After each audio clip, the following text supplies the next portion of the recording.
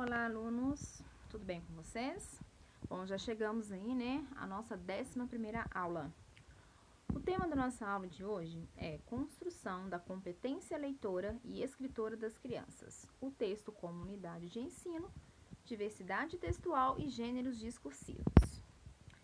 Então, para iniciar aí nossa reflexão, eu coloquei aqui duas perguntas para você, né, se questionar aí e refletir. Ler para quê? Escrever para quê? Para que nós utilizamos a leitura e escrita na nossa vida, no nosso dia a dia? Para que ensinar para as crianças, né, lá desde tão novinhas na escola, né, ensinar para elas ler e escrever para quê? Qual é o sentido em ler e escrever? Bom, se nós formos fazer uma análise desde o momento que nós acordamos até o momento que nós vamos dormir, como que a leitura e escrita está presente, nós vamos ver que é algo praticamente assim, quase que inato ao ser humano, né? A partir do momento que você acorda, você pega às vezes o celular para desligar o despertador, você já está fazendo ali uma leitura, né? Leitura das horas. Vai olhar as mensagens, ler os e-mails, leitura, né? Vai responder ali as mensagens, os e-mails, escrita, né? Vai sair na rua, leitura, né? A todo momento, leitura ali dos outdoors, né? Leitura das situações, né? Que podem ocorrer ali no trânsito, enfim, né, gente? Se nós formos pontuarmos aqui, são inúmeras as situações de leitura e escrita na nossa vida, né? Porque a escrita, né, ela é além de uma forma de se comunicar, né?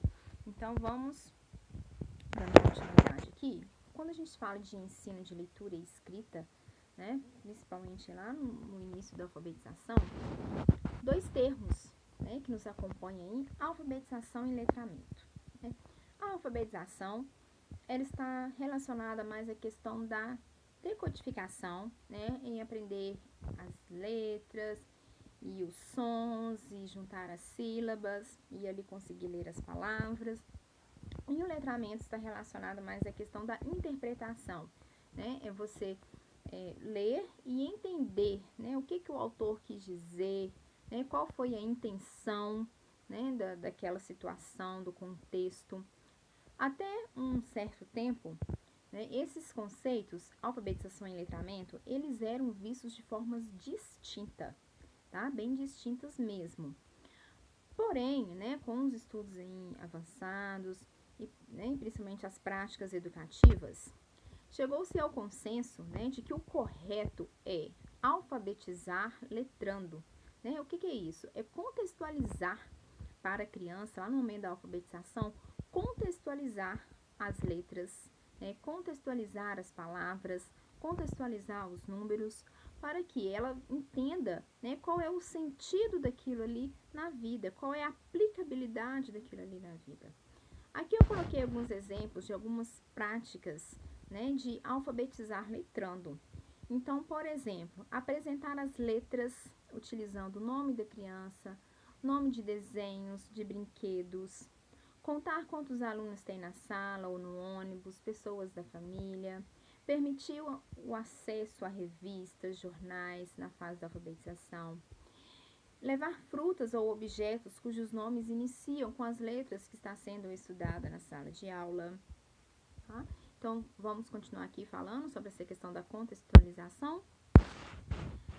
A língua escrita, né, a linguagem escrita, materializada nas práticas que envolvem a leitura e a produção de textos, devem ser ensinada em contextos reais de aprendizagem, em situações que tenham sentido para os educandos, para que possam mobilizar o que sabem e aprender com os textos. Bom, então, essa citação aqui, ela resume bem, né, o tema, né, da nossa aula, o contexto da nossa aula. Ou seja, através dos textos, né, o texto como base de ensino, né, para as práticas de leitura, práticas de escrita, né, aí vem traz produção de textos, né, essas práticas, elas devem ser contextualizadas, né, reforçando aqui o que eu já disse, contextualizadas em reais situações de aprendizagem, para que tenha sentido para o estudante. E é dessa forma que o aprendizado irá se concretizar de fato, tá? Vamos dando continuidade aqui. Funções da escrita e leitura, né? Os PCNs, né, Parâmetros Curriculares Nacionais, afirmam que a língua portuguesa é composta por diversas variedades linguísticas. Essas variedades são frequentemente estigmatizadas por se levar em conta o relativo valor social que se atribui aos diversos modos de fala. As variantes linguísticas de menor prestígio social são logo catalogadas de inferiores ou até mesmo de erradas. Bom, toda vez que trabalha assim, com textos, com linguagem, né, entra essa questão da variedade linguística. Vou conversar um pouquinho com vocês agora sobre variedade linguística, tá? Para ficar bem claro esse termo aí. Bom, vejam que aqui eu trouxe um mapa do Brasil, né? Reparem os rostinhos, né? Estão representando o quê? As diferentes culturas, as diferentes variedades. Né? Da mesma forma que cada região, né, apresenta em comidas diferentes, estilos, né, de vida, de roupa diferentes, o mesmo ocorre também com a linguagem, tá? Com a forma de falar, né, das pessoas. Bom, a primeira diferença, né, clássica aí é a questão do sotaque, né? Pelo sotaque da pessoa, nós conseguimos identificar de que região, de que estado que ela é, né? Pelo sotaque, esse é sotaque carioca, esse é sotaque paulista, né? Esse aí deve ser do Rio Grande do Sul, né? Pelo sotaque. O sotaque é um tipo de variação linguística, né? Existe também outros tipos de variações linguísticas, né?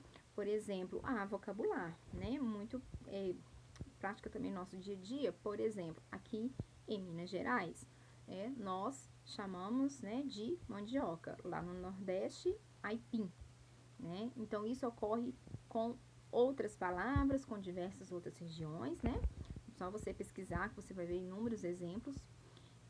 Existe também a variedade linguística de determinados grupos, por exemplo, entre os mais jovens e os mais velhos, né? Os adolescentes, eles utilizam ali algumas gírias que algumas pessoas mais velhas não entendem, né? O que significa, o que é.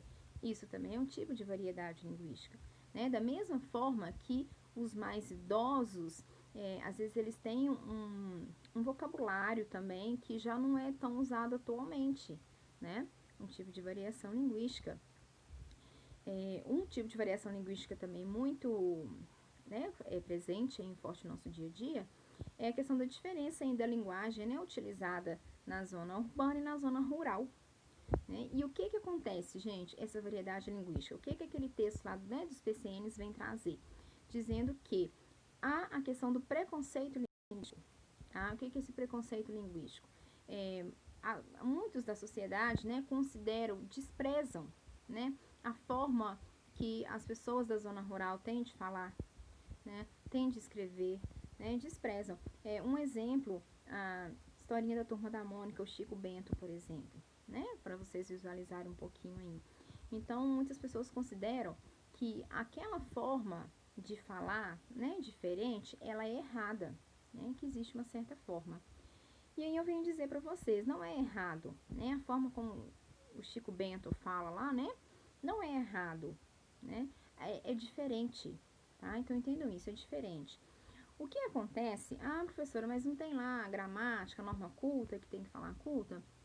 Sim, o que acontece com as variedades linguísticas é a questão da adaptação, né? Nós temos que adaptar a nossa linguagem, assim como nós adaptamos as nossas roupas para diversas situações, né? Você não vai de pijama em um casamento, né? Então, da mesma forma que você faz, nós fazemos essa adaptação com as roupas conforme a situação, conforme o local, conforme a formalidade. O mesmo ocorre com a nossa linguagem, seja na fala, seja na escrita, né? Eu não posso, por exemplo, redigir um texto dissertativo argumentativo lá na prova do meu concurso, escrevendo da mesma forma que eu converso dentro da minha casa, né? Com os meus pais, com a minha família. Né? Eu tenho que saber equilibrar, né? Saber situar. E o que os PCNs trazem sobre essa questão é que durante o ensino, né, da língua portuguesa nas escolas com as crianças, que o professor não deve desconsiderar, tá, a variedade linguística da criança, não deve, né, ter esse preconceito, a questão do preconceito, e sim mostrar isso para a criança, tá? A questão do contexto, a questão de adaptar, tá ok? Então, dando continuidade aqui, a sociolinguística, gente, é uma ciência, tá, que estuda a relação entre a língua e a sociedade, tá? É um estudo descritivo de que é feito, né, qualquer e todos os aspectos da sociedade, incluindo normas culturais, expectativas e contextos, na maneira como a língua é usada, e os efeitos do uso da língua na sociedade. O objeto da sociolinguística é a língua falada, sinalizada, observada, descrita e analisada em seu contexto social, isto é, em situações reais de uso. É a sociolinguística, né, que traz para nós, né, através de estudos, essa questão das situações de variação linguística, né, por exemplo, como que algumas palavras somem com o passar dos anos, né, outras surgem, né, as gírias é um exemplo clássico disso, né, gírias que os idosos usavam no tempo de jovem deles não se usam mais, né, as gírias quando eu usava, quando eu era adolescente, os adolescentes de hoje não usam mais essas gírias, usam outras, tá? Então, a sociolinguística é essa ciência que vai estudar a relação da língua, né, com a sociedade. Então, conclusão do que nós já falamos aqui até agora. A língua, ela é heterogênea, né, ou seja, há diferenças, há variedades. No processo de aquisição da leitura e da escrita, o professor deve considerar a variação linguística, né? Não é se você tem um aluno ali que veio de uma região diferente, né? Você, né, não pode ali na sala excluir, né, essa questão da fala dele, né, dizer que está errado esse jeito de falar, né? Não existe o falar errado e sim o inapropriado, né? Ou seja, devemos adequar a nossa fala ao contexto. E falando um pouquinho mais dos PCNs, gente, estão lembrando aí em PCNs, Parâmetros Curriculares Nacionais. Então, segundo os PCNs de língua portuguesa, a língua é fundamental para a participação social efetiva do indivíduo. Por isso, ao repassá-la à escola, tem a responsabilidade de garantir a todos os seus alunos o acesso aos saberes linguísticos necessários para o exercício da cidadania, direito inelegível de todo cidadão. Lembra lá no início do vídeo que eu fiz aquelas questões para vocês? Para que ler? Para que escrever? Para que a gente ensina isso? Né? Ou seja, tá vendo o que o PCN vai trazer isso aqui? A questão, né, do ensino ainda, da leitura e da escrita, né, faz parte da cidadania, né, de nós, né, seres humanos, das pessoas. Outro tema que os PCNs, né, de língua portuguesa também né, citam muito é a questão dos textos orais, tá, dos gêneros orais. É muito comum, às vezes, na escola, focar somente em gêneros da escrita, né? Colocar as crianças para escreverem, para lerem e escreverem, né? E esquece, às vezes, de trabalhar aí nas aulas de língua portuguesa os gêneros orais. Né? Quais são esses gêneros orais? Aula expositiva, entrevista, telefonema, teatro, apresentar um trabalho, né? Lá na sala de aula para os alunos, né? Mas os PCNs trazem que o trabalho, né, com a linguagem oral, ela deve ser além da sala de aula, né? Então, não é só ensinar a se portar lá na frente na hora de apresentar um trabalho. É ir além disso, lembra? É contextualizar e trazer para situações reais. Um exemplo é, por exemplo, a entrevista de emprego, né? Passar, né, para o aluno que fora da escola, né, há situações em que exigem dele uma colocação através da linguagem oral também, em que ele deve também adaptar a sua fala, né?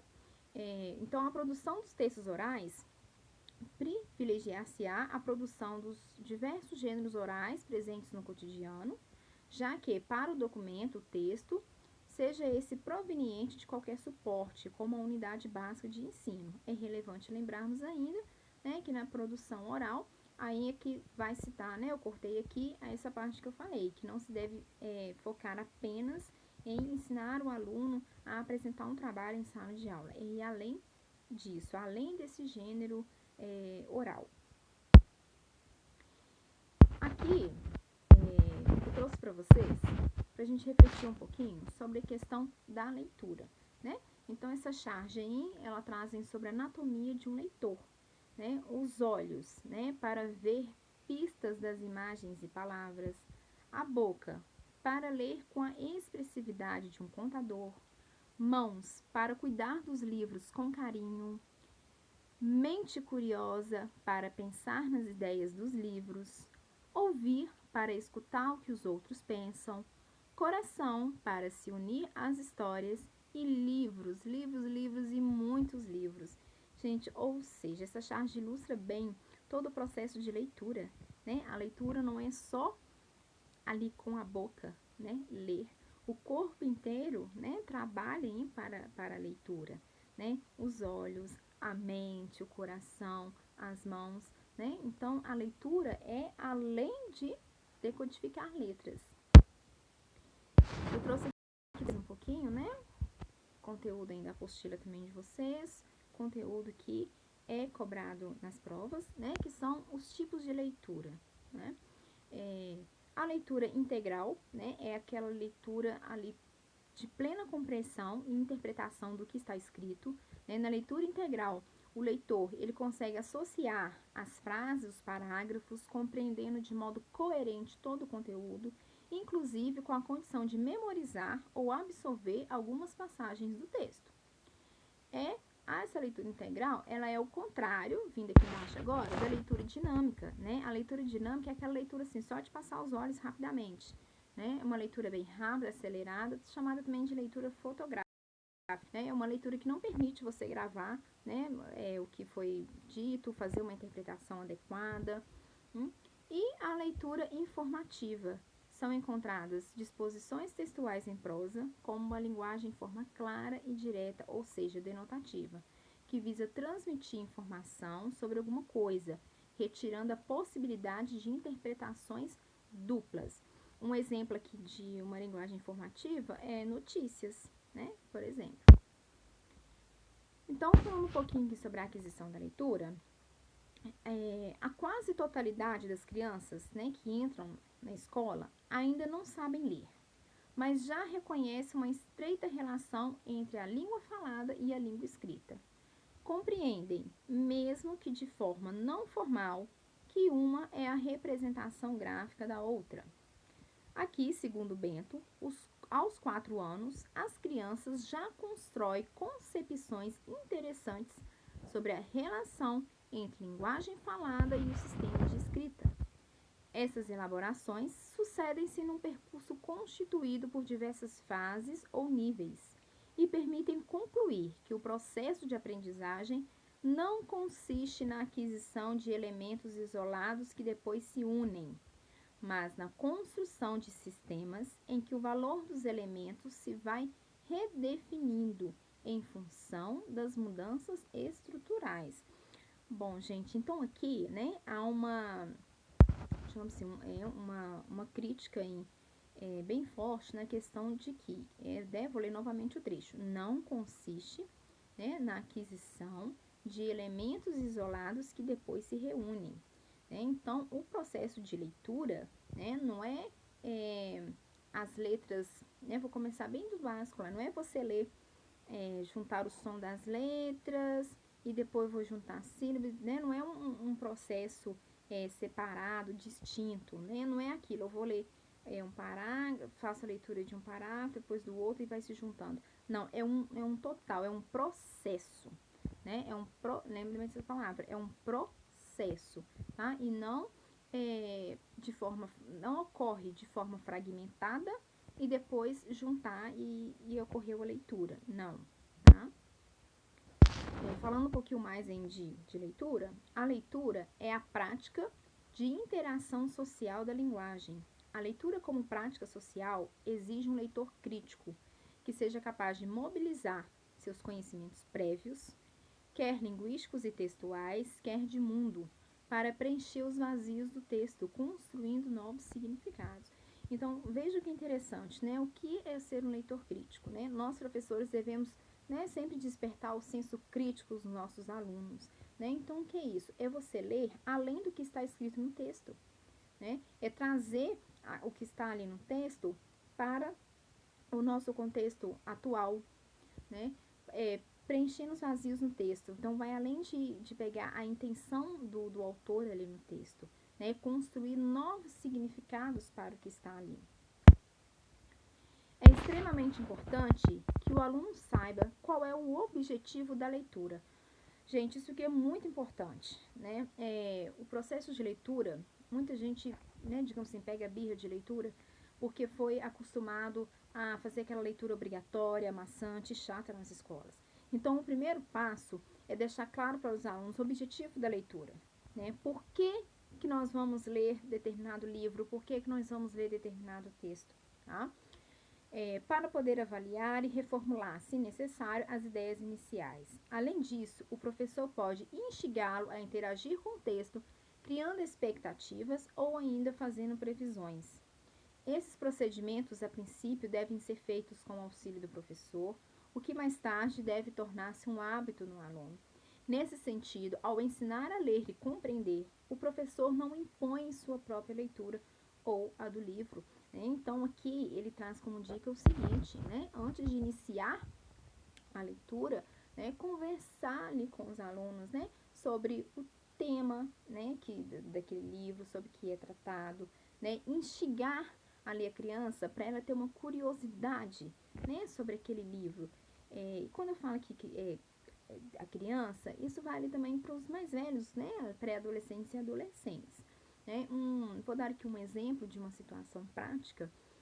Uma vez eu peguei uma turma de adolescentes em que, assim, né, a questão da leitura, muitos tinham preguiça, né, não gostavam de ler livros, né, um pouco maiores, digamos assim. E eu utilizei uma técnica em que eu lia com eles um trecho, algumas páginas do livro todo dia nas aulas. Antes de iniciar as aulas eu lia.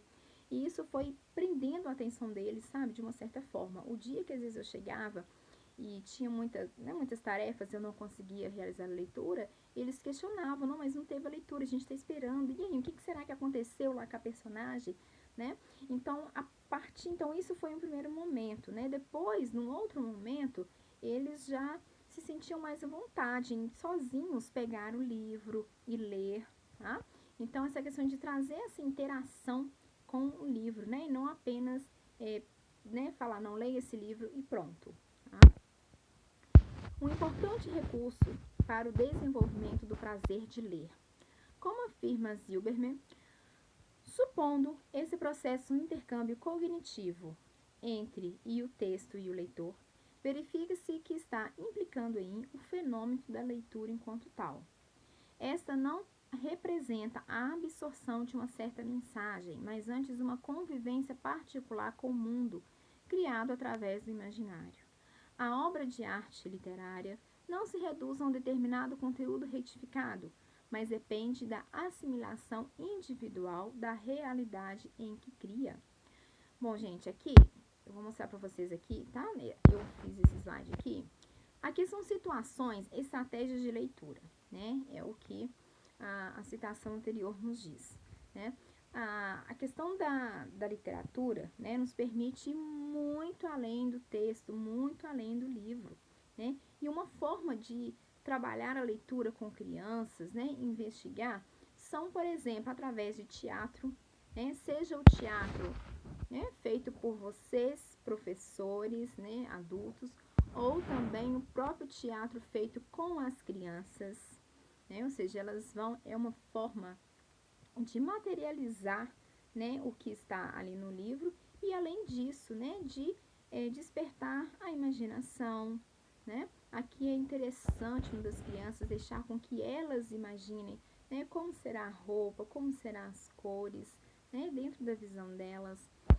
Livros interativos, né, com sons, né, esses livros em 3D, com texturas, fantoches, né, ler com as crianças, né, a rodinha de leitura, né, e é citado também muita importância do cantinho da leitura, tá, como prática. né, para a educação infantil, né? A importância de ter esse cantinho da leitura na sala de aula, porque isso já vai fazer com que já insira na criança a questão da leitura de deleite, né? Da criança ver o livro ali como algo prazeroso, a leitura como algo prazeroso, como algo agradável, né? E não como uma coisa maçante e obrigatória. Bom, gente, nós vamos continuar, tá? O nosso assunto na próxima parte da aula. Então, aguardo vocês.